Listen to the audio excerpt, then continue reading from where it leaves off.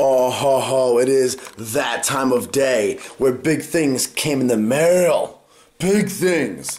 First off, let me interrupt you just by saying, that is my Instagram.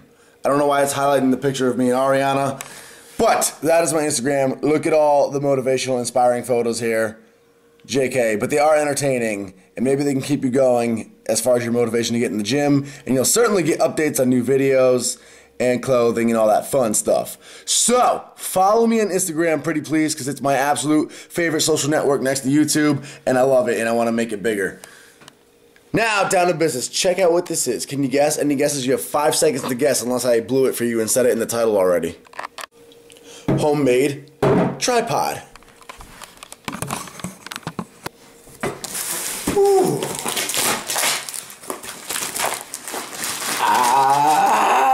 Was that simple right there? Look at it. Just look at it. It got wet. It was outside in the snow. Fortunately, I had a good neighbor bring it in for me. Moment of truth. As the box falls apart. That's what happens when it's freaking New England. Ready? Oh yeah, those are the soles. Those are the soles. Oh. The whole box just fell apart. God. Hopefully these things are built to last. Ooh.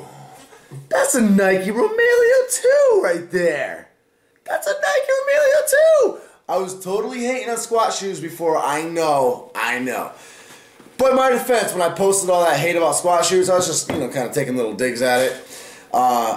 I did admit openly that I saw myself getting them in the next year or so. So it was total cognitive dissonance on my part. I knew I was going to get one, even though I was hating on them. My whole thing was I didn't want to have to rely on equipment to get a strong lift in. I didn't want to have my special squat shoes to have a big squat. I wanted raw, natural strength. But I know squat shoes don't actually assist your lift.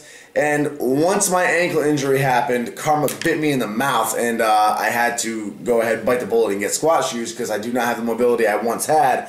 Check these bad boys out. Now, I did order Adi Powers by Adidas originally. I wasn't lying when I said that, but the thing is, for whatever reason, they never sent to me. So I ended up getting a refund because they were never sent to me, and then I decided to get these bad boys because I got these cheap. Adi Powers are over $200. I got these for $173 after international shipping. Basically a wider set shoe than the Adi Power. I guess they're pretty much the equivalent. I know Johnny Candido wears them. I know a couple other good powerlifters that do wear them. And I thought they just looked a little bit cooler than the Adi Powers. That's all personal preference. I've always loved Nike personally. And I like the fact that they come in different colors. I just got black because I'm cool like that. I'm also Batman part-time. But yeah. Nike Romelios, baby. The elevated heel will help push your heel up. And let's go show you. Ready? So here's the difference between squat shoes and not squat shoes. Ready? Watch this. Watch. So with a flat foot, you go to squat, right? Oh, what happens?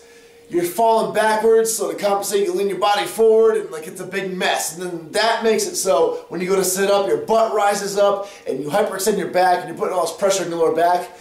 Now take your toes and just stand on your tippy toe. Ready? Tippy toes. Now squat down. What happens? Oh! It's really easy to stay balanced. Hips are forward, totally in the center of gravity. I have mobility in my heels so I can get nice and low. I don't have to overcompensate by leaning forward. I'm not falling backwards. I'm nice, straight center of gravity. I can go real low and drive straight up. It's right in the quads. That's an exaggerated version of what squat shoes essentially do for you. And the heel on those squat shoes is solid as can be. They're not squishy and soft like a basketball shoe, so your foot's not doing this thing when you're trying to squat. So this adds mobility. You can get lower, get deeper. It's basically the same thing as sliding 5-pound plates underneath the heels of your shoe. These literally could not have come in a better time. I woke up this morning thinking, hey, it's squat day. I hope my shoes come in. Heavy squat day is today. These came in just in the nick of time. That feel when you have the whole squat and deadlift area to yourself. Ooh.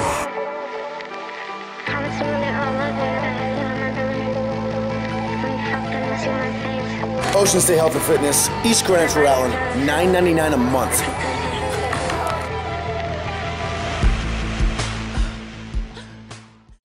So I'm normally a size 10 shoe, so I decided to get a size 9 shoe, one size down to make sure they're extra snug and tight.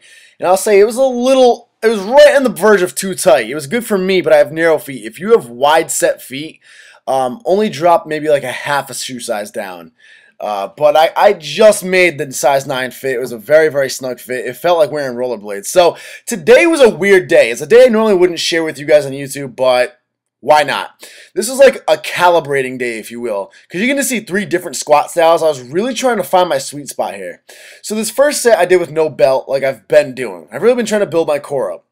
But then I kind of thought about it, and I came to the conclusion that, you know what, you're not going to go super, super far with crazy world record breaking weights without a belt. Even if you have a super strong core, you're just going to need a belt at some point if you're trying to break like world records here. And hey, a guy can dream big, right?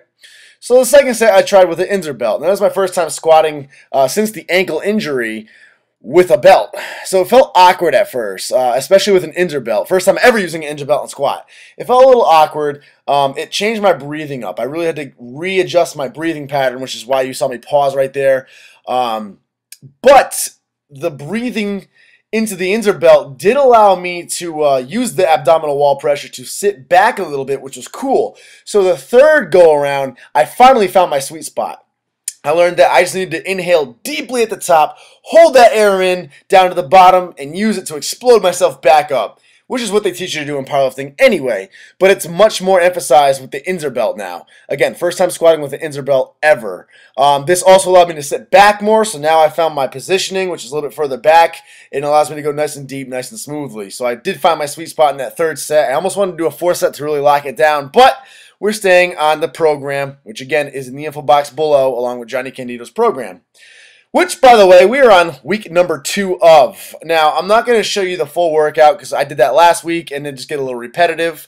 So I'm just showing you guys a little update here. Squats, we stayed at the same weight. 315, 80% of my calculated max because, again, my squat right now is what you would call in a comeback mode. So we got to be patient and take baby steps with it. But it's feeling a lot better. I'm finally feeling even distribution on both legs now. I'm no longer overcompensating on my right leg anymore, which is nice. Deadlifts, I did up the weight. So we finished our 3 sets of 6 on squats with 80% of my max. And I added an additional 10 pounds this week, which is what the program says you can add up to, making it 415.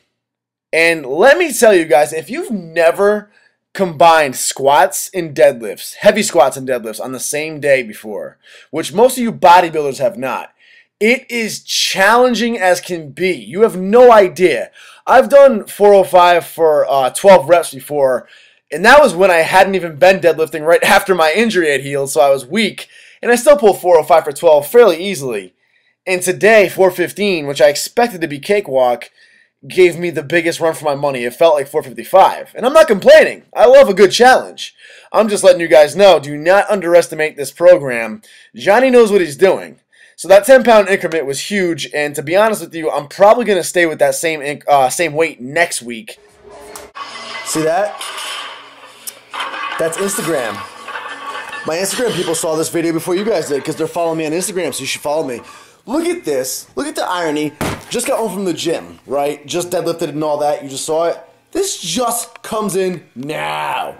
Why couldn't this come in early with my squat shoes? Want to know what it is? It's my donation to Ocean State Health and Fitness Gym. And it would have been an amazing assistance today during deadlifts. I'll show you. Rogue Fitness. How about fitness? Jack in this box. This is, ooh, a heavy-duty Rogue Fitness deadlift jack, and it is freezing because it was outside. But this thing's pretty badass, right? So, ooh, how it works, for those who don't know, most of you probably know, I'm probably preaching to the choir right now, but for the couple of you that don't know, pretend this is the barbell, right? Pretend this is deadlifts. You have 45 stacked in the bar, right? All you gotta do is you take this bad boy here, hook it underneath the bar, so you just put it at an angle like that, so the bar fits like this. You just slide it up under the bar, and then you simply push this down. Whew, and what does it do? Oh, boom! It lifts the bar up. And it doesn't lift it up too high. It's only maybe 1, 2, maybe 3 at most. A couple of inches off the ground, if only an inch.